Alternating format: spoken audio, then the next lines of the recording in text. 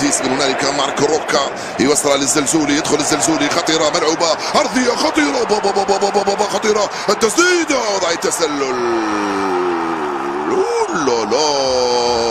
جول أنتوني يفتح مجال التسجيل، لم يكن في وضع التسلل. الدقيقة السادسة الجول الأول لنادي بيتيس، الخامس لأنتوني. كان دفاع فريق برشلونة، وكنت أنا أيضا أعتقد بأن أنتوني كان في وضع التسلل، لم يكن كذلك حسب تقدير الحكم المساعد. وجاء الاستلام باليسرى والتسديد باليمنى، والجول الأول لنادي بيتيس مبكرا في الدقيقة السادسة.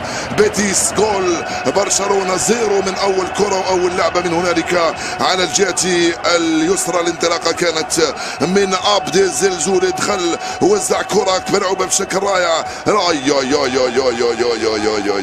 هذه في حسابات، هذه في حسابات. كوندي كسر الوضعية ولا لا؟ أنتوني استلمها وضربها بيمناه وسجل الجول الأول، إلا إذا الحكم المساعد أشار برايته لوضع التسلل أو الجماعة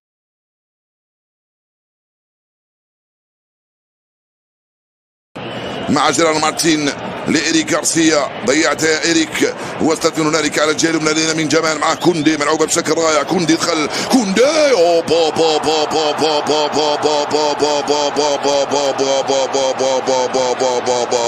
هذه واحدة من روائع الكرة، خذوها على الطريقة الكتالونية البرشلونية.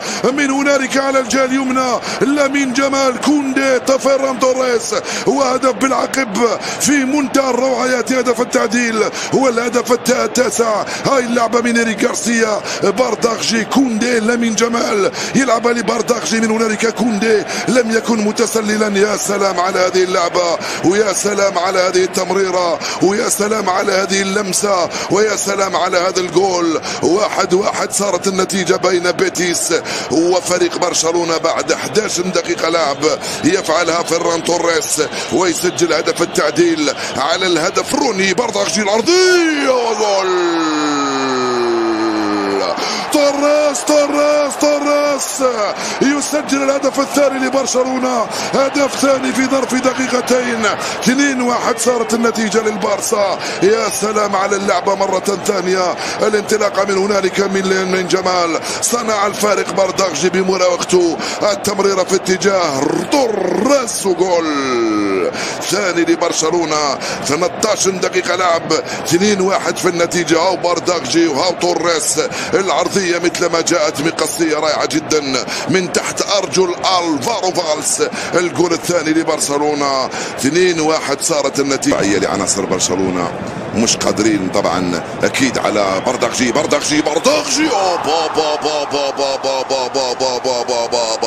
روني بارداغجي استلم، روني بارداغجي راوغ، روني بارداغجي بيمنى ضربها في الزاوية. من هنالك مسجلا ثالث اهداف برشلونة. يا سلام، هو اول اهداف هذا الموسم في الدوري يفعلها بارداغجي ويسجل الجول الثالث لفريق برشلونة في وقت كنت اعدد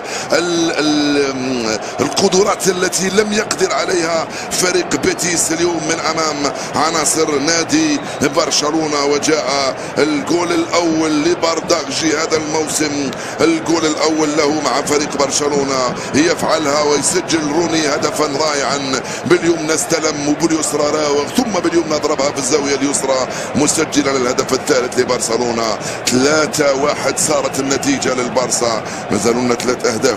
لامين بيدري استلم ودخل، بيدري دخل، بيدري توريس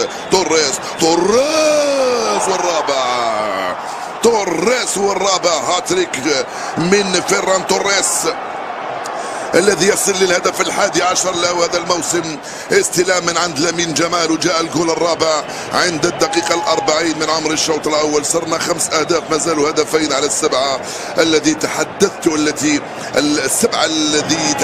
عنهم في بداية الوصف من عمر هذه المباراة. 4-1 صارت النتيجة لبرشلونة. فيران توريس يسجل هاتريك بهذا الشكل. استلمها بيدري، مررها لتوريس، ضربها وضربت في المدافع بارترا وباغتت الحارس فالس، وجاء الجول الرابع لبرشلونة. 4-1 صارت النتيجة. لامين جمال لا يكتفي بتسجيل ركلات الجزاء لامين جمال، بل يسجلها ويسددها ويسجلها بالبراعة اللازمة. بهكذا الشكل رفع رجله في الهواء وحطها على يمين الحارس الفارو فالس، مسجلا 5 أهداف برشلونة اليوم أمام فريق بيتيس مهرجان من الأهداف. هو الهدف ال47 للبارسا هذا الموسم في الدوري مقابل 18 هدفا تلقاها.